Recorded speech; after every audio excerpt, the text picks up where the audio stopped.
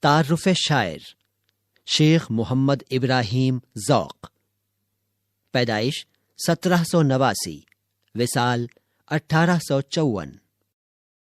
شیخ محمد ابراہیم نام اور ذوق تخلص تھا۔ ذوق نے ابتدائی تعلیم حافظ غلام رسول سے حاصل کی۔ اسی زمانے میں شاعری کا شوق پیدا ہوا اور اپنے وقت کے مستند استاد شاہ نصیر کے شاگردوں میں شامل ہو گئے۔ رفتہ رفتہ مشق سخن اور اپنی ذہانت کے باعث وہ بہت کم عمری میں استادی کے مرتبے کو پہنچ گئے۔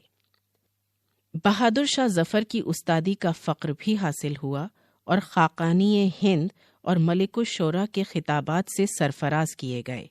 بادشاہ کی سرپرستی میں ذوق کی زندگی آرام و آسائش سے بسر ہوئی۔ ذوق کو موسیقی اور علم نجوم سے کافی دلچسپی تھی۔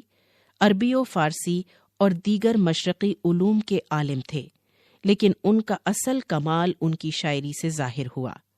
شاعری ان کی معاش کا ذریعہ بنی اور یہی فن ان کی قدر و قیمت کا وسیلہ بھی ثابت ہوا۔ ذوق نے مختلف اصناف سخن میں طبع آزمائی کی۔ قصیدہ ان کا اصل میدان ہے۔ اس صنف میں صرف سودا ان سے آگے ہیں۔ انہوں نے اپنے قصیدوں میں شوکت الفاظ، بلند خیالی اور معنی آفرینی کے ساتھ مختلف علوم کی اصطلاحات سے بھی کام لیا ہے۔ غزل گوئی میں بھی ذوق کا ایک خاص مقام ہے۔ زبان پر قدرت، بیان کی سلاست، روزمرہ اور محاورے پر اپنی گرفت کے لحاظ سے وہ ممتاز ہیں۔